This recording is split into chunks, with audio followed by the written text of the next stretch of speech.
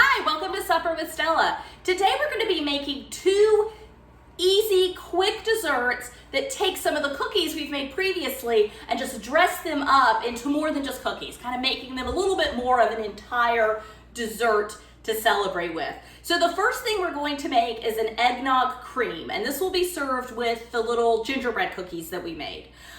So what we're going to do is make the base of eggnog, so it does use a raw egg, which we've got right here, and then we're going to add cream cheese and mascarpone cheese to it to really thicken it up.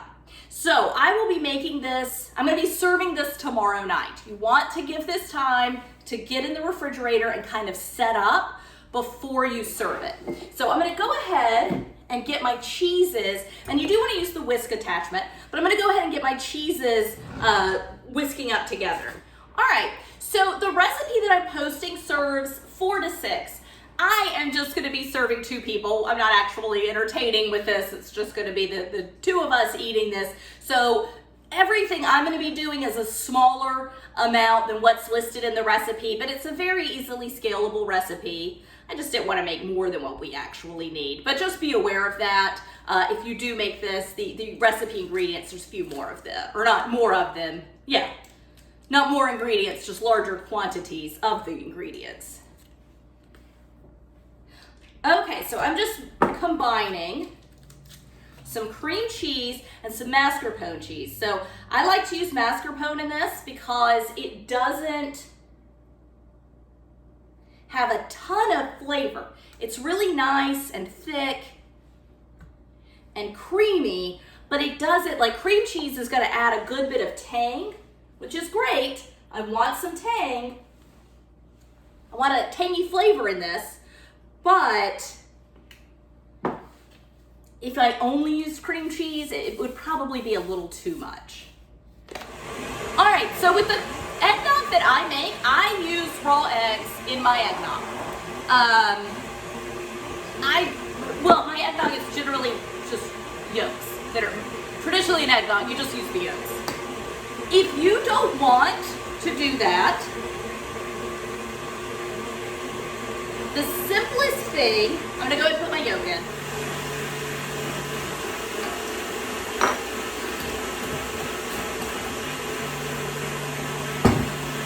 So, adding sugar, a little half and half.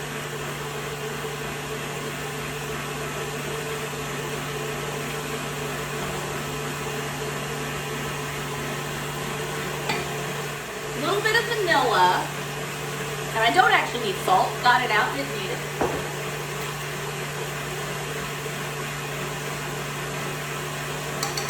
I'm gonna grate some nutmeg in, and then I'm gonna scrape my bowl down and continue whisking it all together. So if you didn't want to do the raw egg, what I would do, what would be even quicker than what I'm doing now, is just purchase eggnog. Okay, just buy pre-made eggnog. The yolks are always, all the egg is always cooked in that. And then to it, you would add the mascarpone and the cream cheese. But this recipe originally came about because I was looking for a way, honestly, not so much to dress up a cookie as I was looking for a way to use my eggnog up. So excessive eggnog and cookies after the holidays, and was just kind of looking for a dessert to make with the eggnog, and two different things to make with eggnog, which is a really good base for some other desserts. I did like a creme caramel with an eggnog base once, which was really good.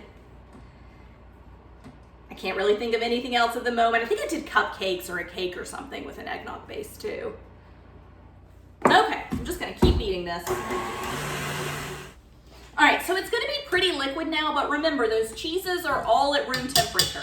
And it is a fairly loose dessert, okay? It's not quite as thick as a pudding. It is a pretty soft dessert, but we're gonna let it harden up in the refrigerator. And just give it a stir. Make sure everything is fully incorporated. It's kind of your last chance to make sure it's all coming together.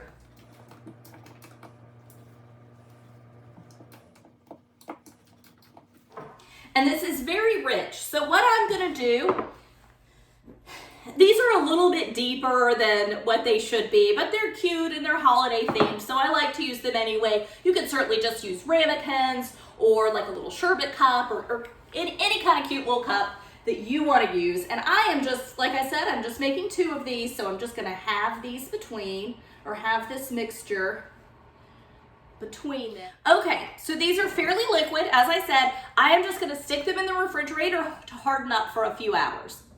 Overnight is best. The next thing we're gonna be making, we'll use our little chocolate sablé cookies, and I'm gonna make a sandwich cookie from them, so I really just need to make a filling. And what I'm gonna use is chestnut puree. This is something that I generally have found online, though I have seen it in some specialty stores before, but it's sweet. It's like pre-sweetened, but it's pureed chestnut. It's made from chestnuts, sugar, and candied chestnuts. So it's already sweetened. And we are gonna cut it with a little bit of cream cheese.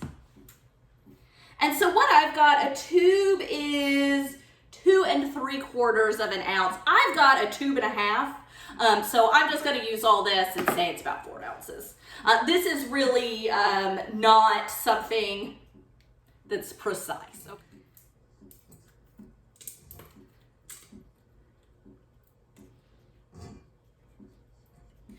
All right, so I've got roughly 4 ounces of chestnut puree. I'm gonna cut it with roughly, I'm just gonna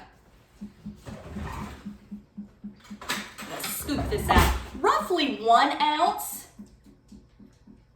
of cream cheese. And I'm just gonna eyeball it. Like I said, this doesn't have to be super precise.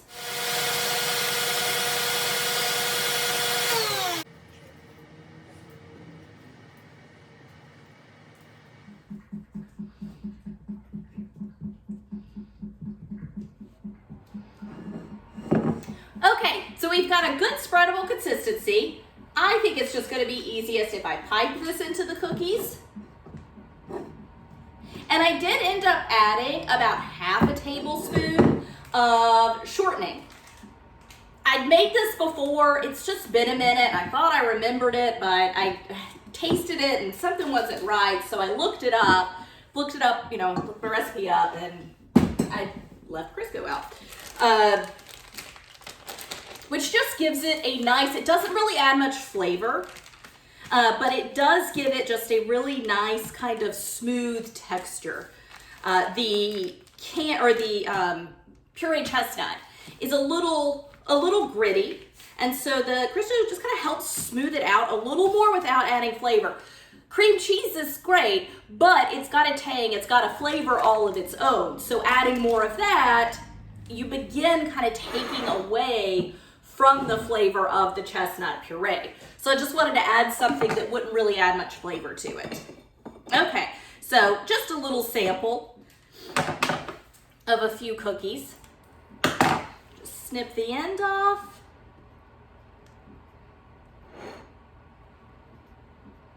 And this is definitely enough to fill, let's see, I'd say 8 to 10 cookies of these chocolate sablé cookies. So you could fill 8 to 10 with this quantity.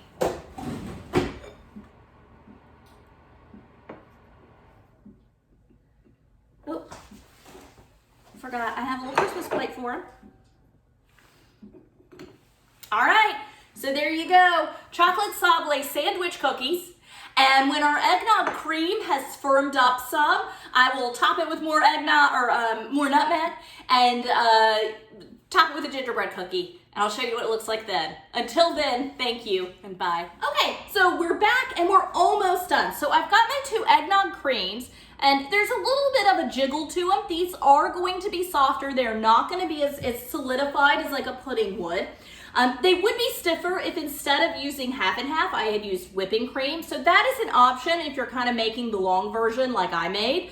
However, if you wanted to substitute it with, instead of using that eggnog base, if you just wanted to mix cream cheese, mascarpone cheese, and a store-bought eggnog, this is more the consistency it's going to be. So you do have the option, if you're gonna go the longer route, which wasn't really that long, to make it a little firmer. Okay, so I would prefer to grate some nutmeg over it, but I have been cooking all day and my grater is dirty and I do not want to wash anything. So I am just going to sprinkle just a little bit of pre-ground nutmeg on top. It's going to be fine. Pre-ground nutmeg gets a really bad rap, but when you're smelling your herbs or your spices, as long as there's still a nice fragrance to it, there's going to be a nice taste to it as well. So don't worry too much. Although the fresh grated, it definitely is better. So these are sprinkled on top. And I've got my gingerbread man and my gingerbread woman, one for each of us tonight, and just kind of dunk them in. And that's it. That is a quick and easy Christmas dessert that's great through the entire Christmas season. Thanks so much for joining me. Bye.